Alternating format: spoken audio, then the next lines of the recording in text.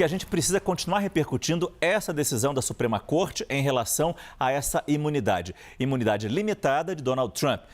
Converso com Carlos Gustavo Pódio, professor de Relações Internacionais. Professor Pódio, muito obrigado pela sua presença no nosso CNN Prime Time. É um prazer tê-lo com a gente. A Mariana falou muito bem já, mas é importante ter a sua visão sobre o que essa decisão da Suprema Corte representa em termos eleitorais, professor. A Mariana deu um bom resumo, né, do que foi a decisão da Suprema Corte, né, e agora, de fato, vai ficar, caber aos tribunais inferiores decidir o que é um ato oficial, o que é um ato não oficial, já que não foi dada essa direção pela Suprema Corte, né. Então, o impacto jurídico para o Donald Trump é muito positivo, porque vai estreitando aí, né, o universo de casos que você pode ir usando contra ele. Do ponto de vista político, Márcio, eu acredito que isso pode eventualmente ser uma boa notícia para a campanha do Joe Biden. Explico.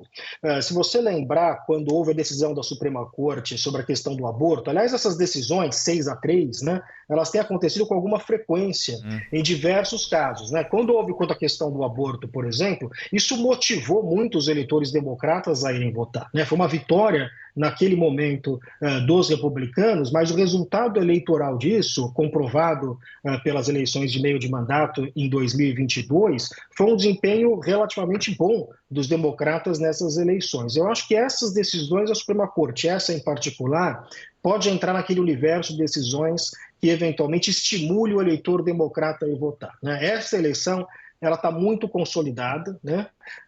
Eu não acredito, ao contrário do que tem sido dito por aí, a gente pode até discutir depois os impactos do debate com o Biden, mas que tem muita diferença substituir o Biden por esse ou por aquele candidato, porque essa é, novamente, dada a natureza dessa eleição, uma eleição, um referendo não sobre o Biden, mas sobre o Trump, né? Uma eleição do trumpismo contra o antitrampismo, de certa forma, né? Então, o que é necessário, independente de quem é o candidato democrata, é encontrar motivações, estímulo para esse eleitor ir às urnas. E eu acho que esta é o tipo de decisão que gera um movimento do ponto de vista de estimular, como estimulou no caso da decisão contra o aborto, o eleitor democrata a ir às urnas. Porque o eleitor democrata, e talvez não apenas o eleitor democrata, mas também os indecisos, concordariam com a ministra da Suprema Corte, Sotomayor, quando ela fala que foi uma decisão perigosa da Suprema Corte de conceder essa imunidade a Trump, aos presidentes de forma geral?